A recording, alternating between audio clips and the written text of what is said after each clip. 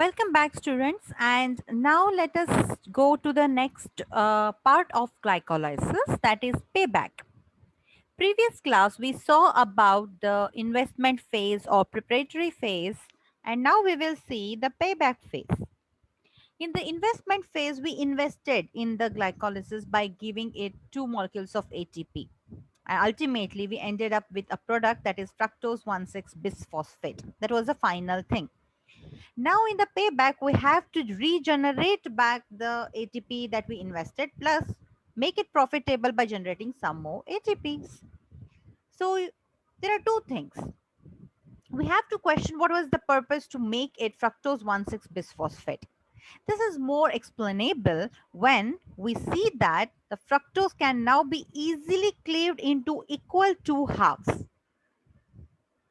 Okay, so that those two equal halves would be having 3 carbon groups and 1 phosphate each.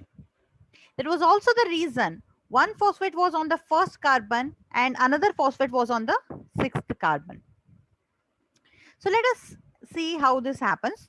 First, read out 5 points pertaining to the step 4. Cleavage of fructose 1,6 bisphosphate happens by aldolase to glyceraldehyde 3-phosphate, which is the aldotriose, remember, and dihydroxyacetone phosphate, which is a ketotriose phosphate. Okay, reversal of aldol condensation takes place, and this is a reversible process.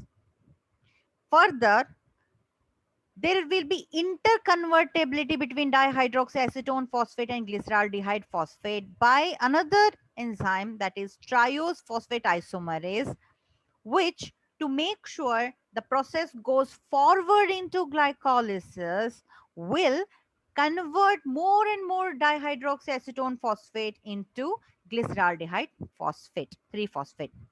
End product will be 2 molecules of glyceraldehyde 3-phosphate. Let us try to understand this a little in detail. So this you already know is the structure of glucose, and this is the structure of glucose 6-phosphate, correct? Now this subsequently, by the time we reached our second step, it became fructose 6-phosphate. So the glucose isomerized itself into fructose 6-phosphate. What was the purpose for this isomerization? You will see very soon. This was the purpose wherein in the next phosphorylation you had one phosphate group on the fructose at the first position, another phosphate group on fructose at the sixth position. And as you know, fructose is a 3 carbon containing keto sugar, which can be broken down into very good half by a cleavaging enzyme aldolase to give two products, which will have, one will have a keto group, another one will have an aldehyde group, giving rise to 3 carbon containing 2 molecules. And what are those 2 molecules? One is glyceraldehyde, 1, 2, 3, 3-phosphate. Another one is a ketone containing dihydroxy. This is dihydroxy acetone. Ketone group is present over here. Dihydroxy acetone, since it has been phosphorylated at third position, dihydroxy acetone phosphate. So you remove this phosphate group and add a OH group. It is just dihydroxy acetone, isn't it? Aren't there dihydroxy, 2 hydroxy group, 1 hydroxy group, second hydroxy group, dihydroxy and a ketone is there, so it is acetone. Wow, 3 carbons are there, 1, 2 and 3, and since that third position now you have a phosphate group, it is dihydroxyacetone phosphate at third position, similar with the glyceraldehyde. So ultimately what did we produce?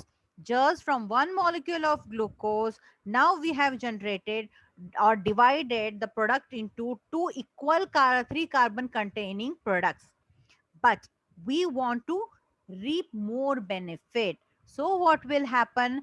The dihydroxyacetone phosphate will isomerize, okay, will isomerize into glyceraldehyde 3-phosphate. So what will happen now? Whatever reactions will proceed, all will have 2 glyceraldehyde, 3 phosphate. Okay, so now this is the beginning of your payback stage. You can observe here everywhere. Now we will keep on writing two molecules because now all the things will happen in duplication or in double. So 1 ATP you produce, it would mean that we have generated 2 ATPs. So you have to mention this one when you're writing in your paper.